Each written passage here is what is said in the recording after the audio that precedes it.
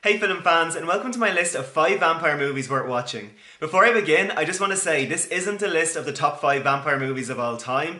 It was already hard enough picking out these movies without having to decipher the classics. But I do think I have a nice mixture of classics, comedies, and lesser known movies. So if you enjoy the list, please like, comment, and subscribe. I'd really appreciate it. Okay, let's get into it. In 5th place, we have a film from 1988 called Vampire's Kiss. Vampire's Kiss is directed by Robert Bierman and stars Nicolas Cage in one of his craziest roles. The story of Vampire's Kiss follows a publishing executive whose mental health starts to decline after a one-night stand is interrupted by a bat.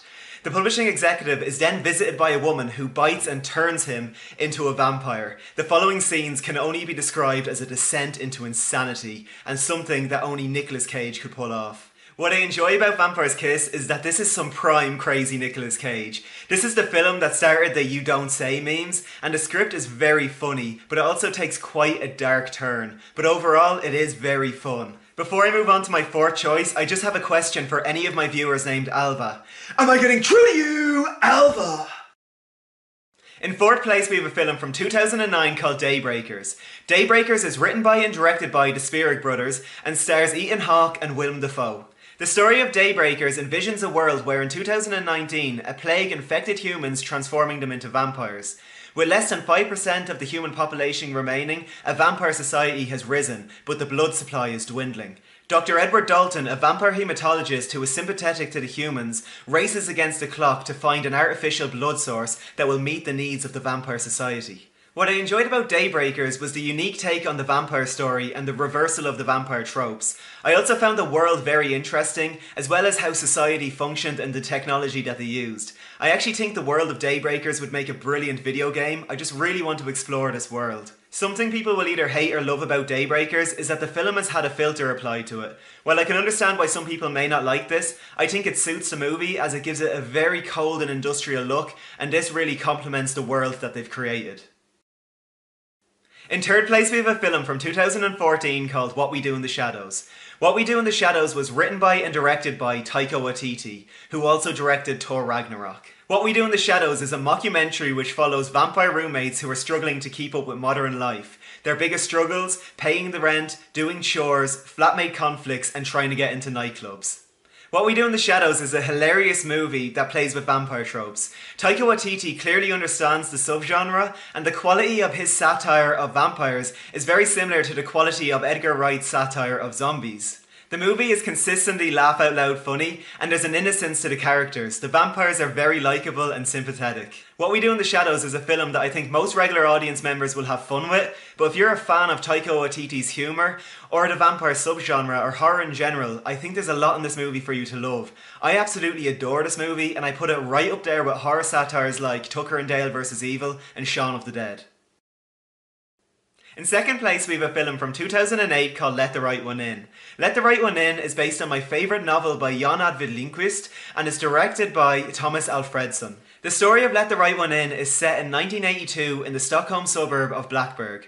The film follows a 12-year-old boy named Oscar who is being bullied and dreams of revenge. When Oscar meets a peculiar girl named Eli, he falls in love. But one night he discovers Eli has a secret and he's faced with one question: how far will his love take him? What I love about Let the Right One In is that you almost forget it's a vampire movie. It's more of a character study, and the story's very poetic and tragically profound. The story plays wonderfully with the concepts of good and evil. We can see that Oscar has a darkness inside him, but it's also very easy to sympathise with his character and understand his pain because of how horrible the bullies are treating him. Additionally, we can see that Eli also has the innocence of a child in her, but the instincts of a predator. You know as an adult that this relationship is dangerous and toxic, but at the same time your inner kid wants Eli and Oscar to be friends. You're rooting for this relationship even though you know you shouldn't. What's really commendable about Let the Right One In as a movie is the fact that it's a Swedish film, but it translates well to all audiences, and this is due to the beautiful cinematography. It's very bleak, and even in its most horrific moments is absolutely stunning visually. In 1st place, we have a film from 1987 called The Lost Boys. The Lost Boys is directed by Joel Schumacher and stars Jason Patric, Corey Haim, Corey Feldman and Kiefer Sutherland. The story of The Lost Boys begins when 2 boys move to a new town and discover that it's a haven for vampires. You can sleep all day, party all night, never sleep, never die. It's fun to be a vampire. It was really difficult choosing between Let the Right One In and The Lost Boys for my number one spot. They're both very different movies, but they both excel at what they do. But ultimately, fun factor won out for me. It's 2018 and The Lost Boys is still the most stylish, coolest vampire movie ever made. Kiefer Sutherland's portrayal of David is one of the best vampires I've ever seen on screen, and it made me simultaneously want to be a vampire and a vampire hunter. So basically, it made me want to be Blade.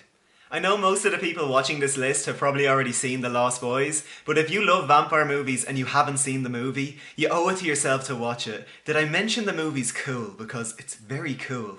And with all the 80s throwbacks going on right now in cinema, why not watch an original 80s masterpiece? Okay, so that was my list of 5 vampire movies worth watching. If you want to see more videos like this, please subscribe to my channel. And if you enjoyed this video, please like the video and comment below. I'd love to hear what are your favourite vampire movies and what are some vampire movies you think I should watch. Some honourable mentions that I left off the list were Fright Night and Stakeland. I absolutely love those movies, but I didn't want the list to become very stereotypical and be 5 vampire movies that everyone's already heard of. So I wanted to have a combination of the classics and some lesser known movies. So yeah, hopefully I succeeded and expanded your watch list slightly. And thank you so much for watching. I really appreciate it. See ya. Bye.